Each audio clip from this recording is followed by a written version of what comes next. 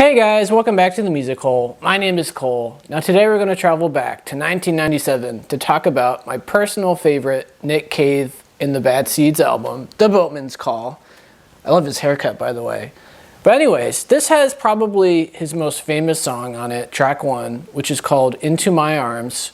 But the whole vibe of the album is very adult, very mature themed, like indie singer-songwriter type stuff. So pretty good for a late night, in my opinion. But anyways, I'm excited to share it with you guys. So let's dive into track 1, which, as I said, is called Into My Arms.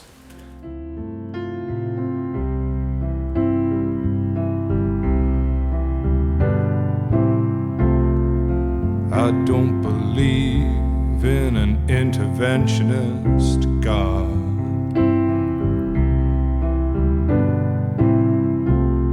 But I know, darling, that you do.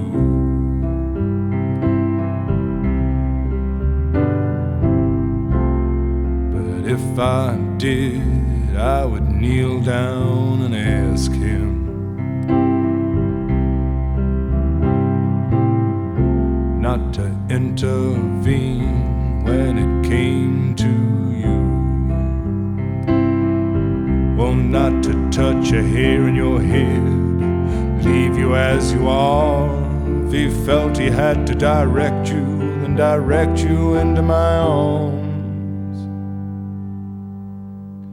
Into my arms, oh Lord, into my arms, oh Lord, into my arms, oh Lord, into my arms. Yeah, I just love this song. It's probably his most memorable song, I would say. And I like it a lot because it makes me appreciate the concept of free will, because he's talking about God and how he doesn't believe in an interventionist God, even though his girlfriend does. And it gets me thinking. I mean, just think about the fact that it's so much more beautiful and wonderful to think that the reason things happen is because people make active choices, not because there's a thing called destiny or fate, right? So, for example, this woman chose to fall in love with Nick Cave. It wasn't because God decided that this was going to happen, right? It was an active choice made by this woman. She saw this guy, thought he was funny or charming or interesting, whatever it was, and decided to spend her life with him. And I think that that's a far more beautiful thing than to just assume that, like, well, God has a plan for everybody and there's nothing you can do to change the plan, because literally anything you do was part of the plan in the first place. So I'm finding beauty in free will, in other words. So I appreciate that this song makes me think of that. But anyways, let's move on to track 2, which is another favorite of mine on the album. It's called Lime Tree Arbour.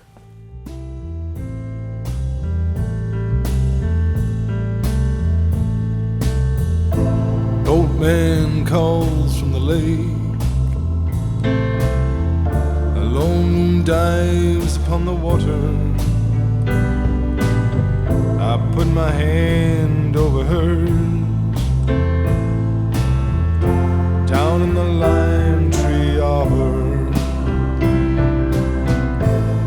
When in the trees is a whispering low that I love her. She puts her hand over mine, down in the lime tree arbor.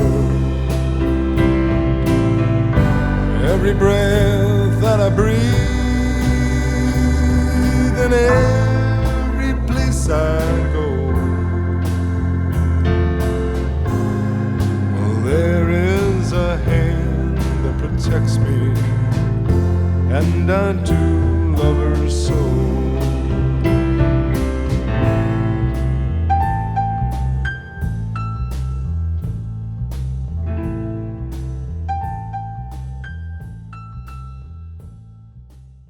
So this song to me is about the most beautiful part of any real relationship, with a woman or a man or whatever, where essentially you reach the point where you no longer have to remind them that you love them, that it's just understood through your actions and body language.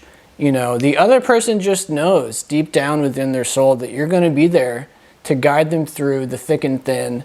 You're going to be there to help them out through sickness and in health.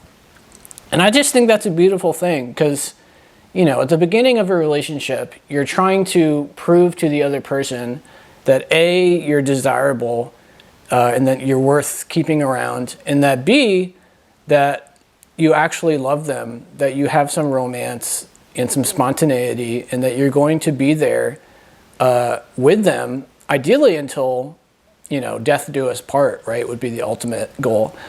But anyways, so, I've definitely reached this point a few times with past relationships where it was just understood, man. I don't have to defend myself and say, no, I do love you. I promise I still do love you, When you have to do that, you know that the relationship is failing, and you probably need to see a couples therapist, right?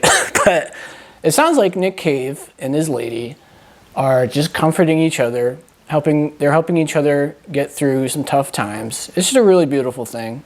It's a very beautiful album. So I appreciate what he's saying here. But anyways, let's move on to track 3, which is called People Ain't No Good.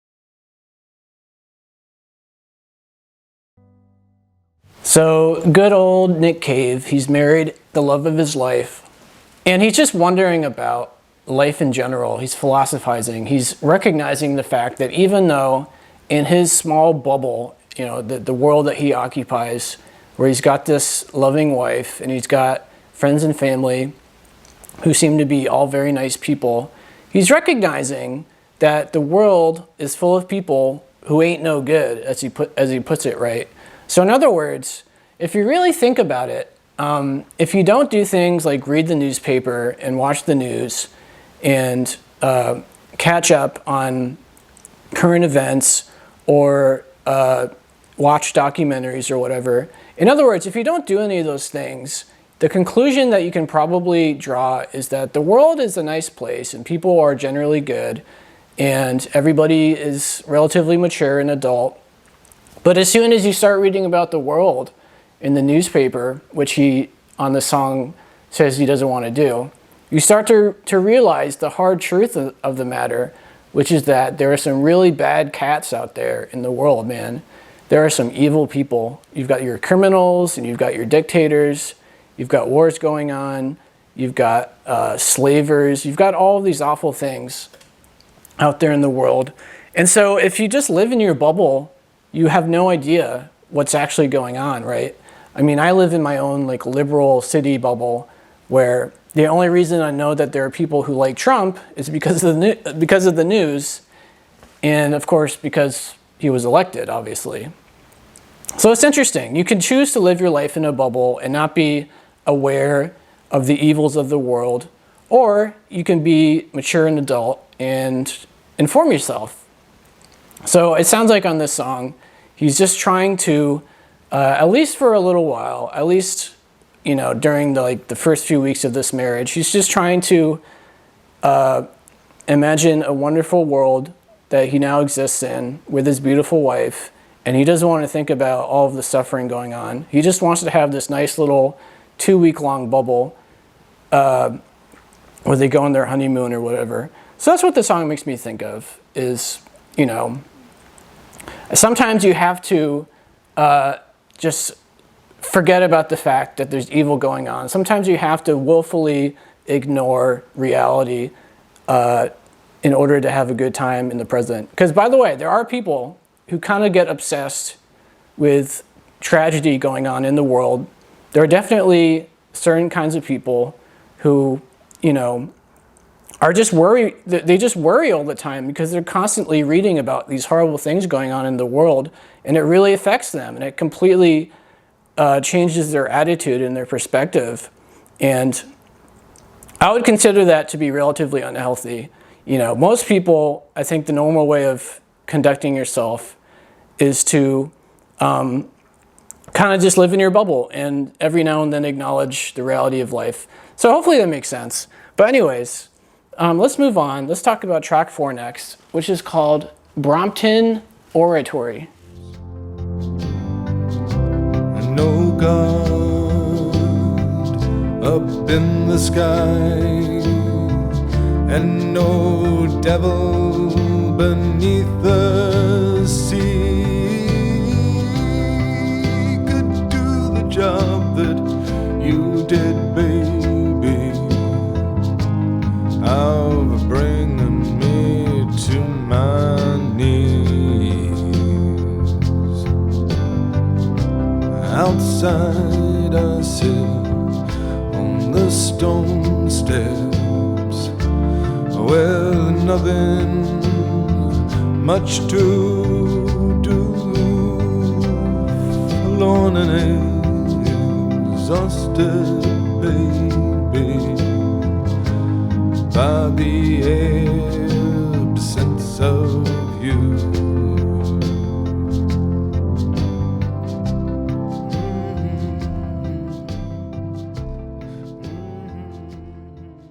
So this is kind of interesting. At the beginning of this song, before the clip I play, he talks about going to church and basically eating the cracker, drinking the wine, the blood and body of Christ, whatever it's called.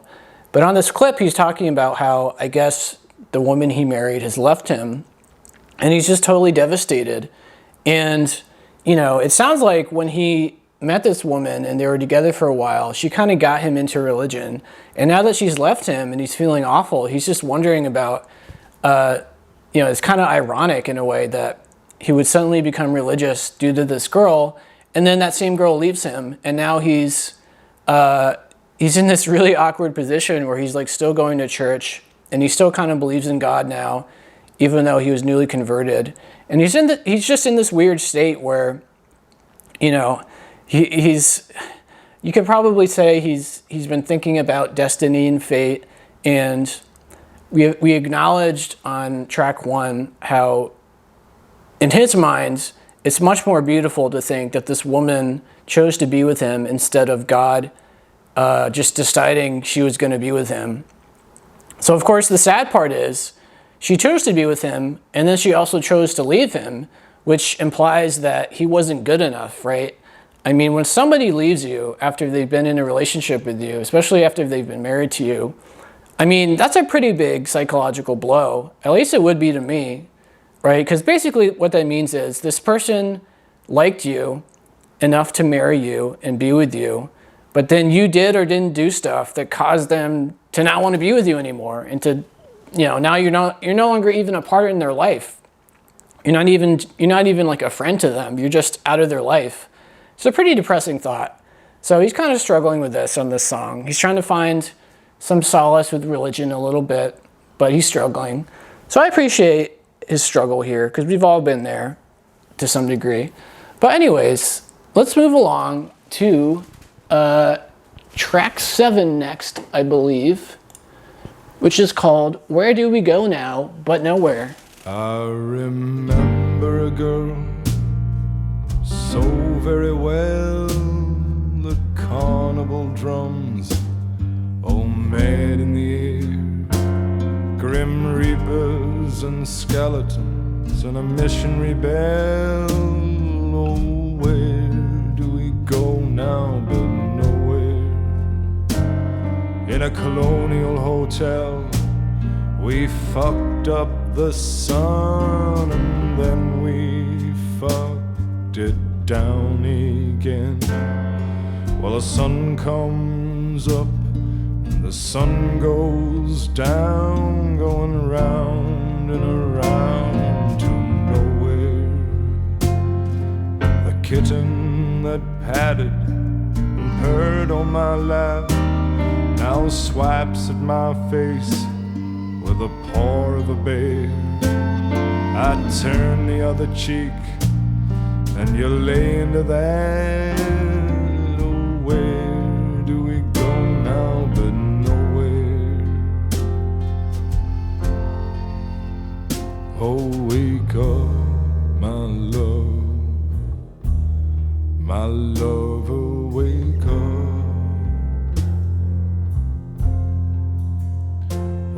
Wake up, my love, oh, wake up.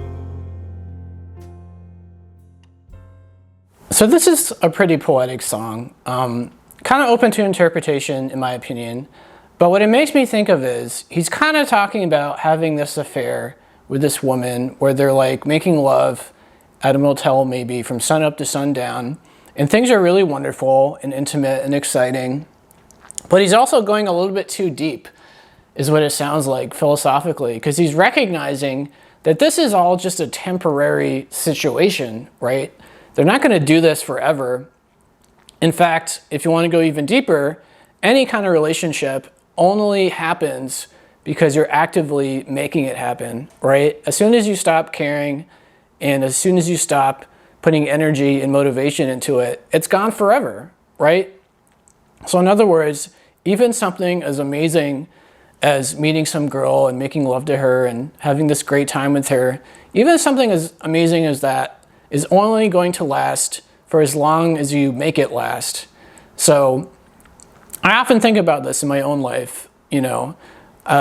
It kind of makes you just appreciate things a little bit more, I would argue, because you start to recognize that your happiness is really an active choice that you're making, right? It's not like things are just happening to you in the sense of like, remember on track 1 we were talking about God and whether he intervenes or not. You know, in his mind, your happiness is a result of your decisions, not that God decided you were going to be happy and meet somebody and have fun with them.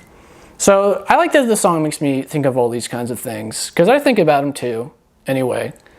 But let's move on. Let's talk about track 8 next, which is called West Country Girl.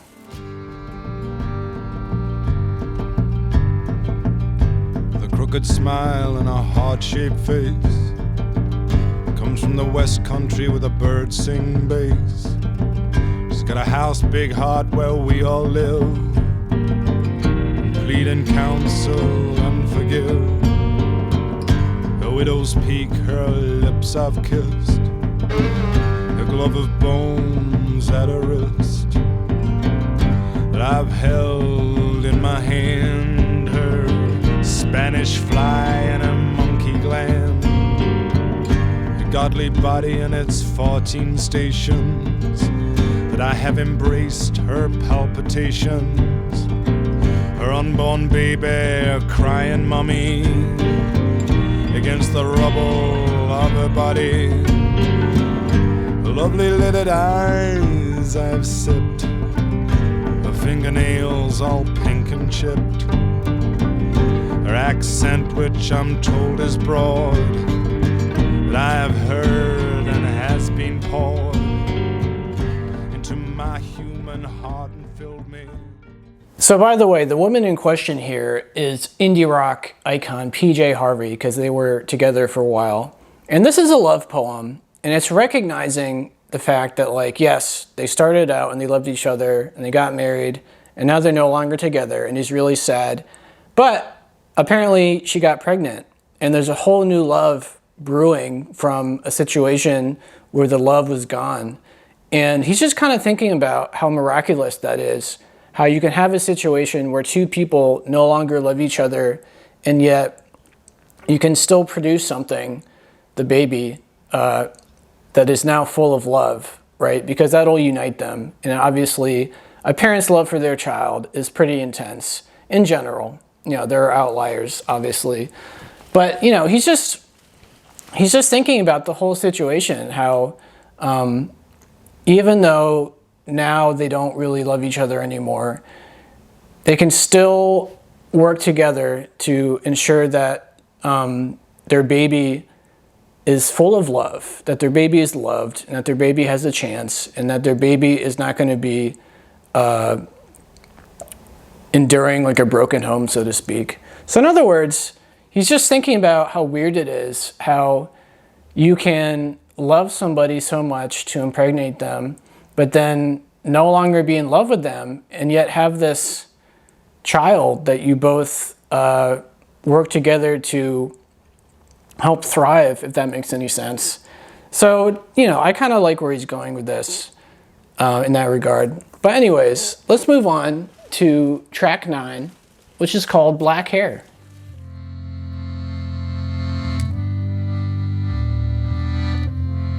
Last night my kisses were banked in black hair.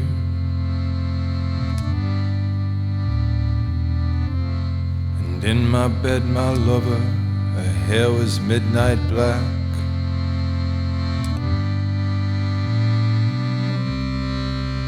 And all her mystery dwelled within her black hair.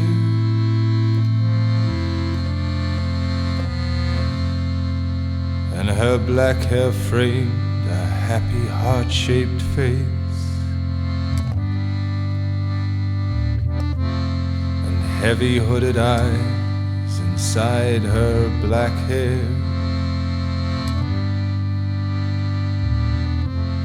Shined at me from the depths of a hair of deepest black.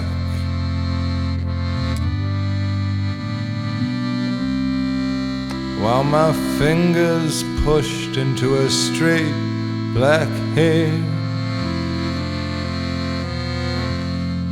pulling her black hair back from her happy heart-shaped face,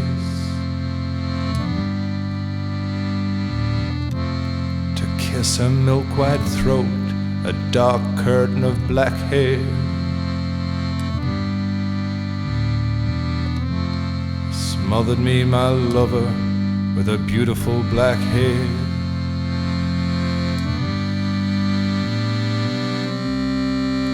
The smell of it is heavy, it is charged with life.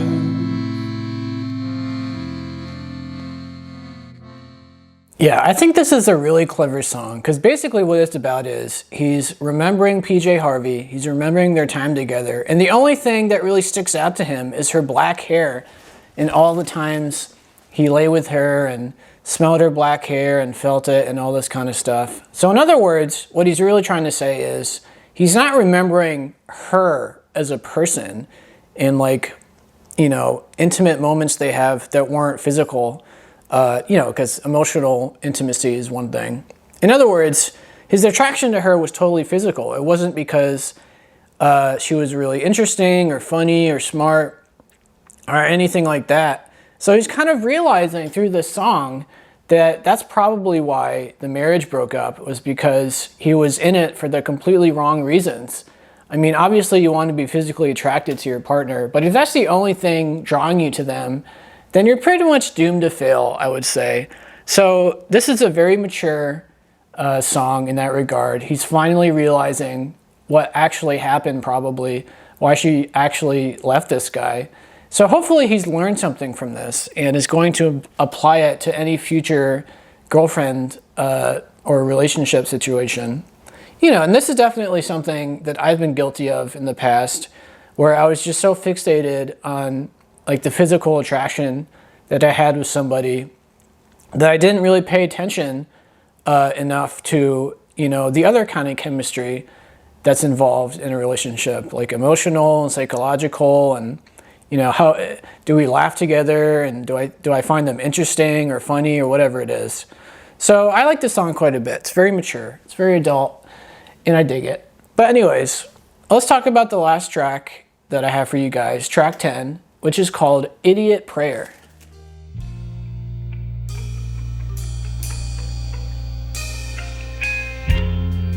Taking me down, my friend, as they usher me off to my end. Will I bid you adieu? Will I be seeing you soon? If what they say around here is true, then we'll meet again, me and you.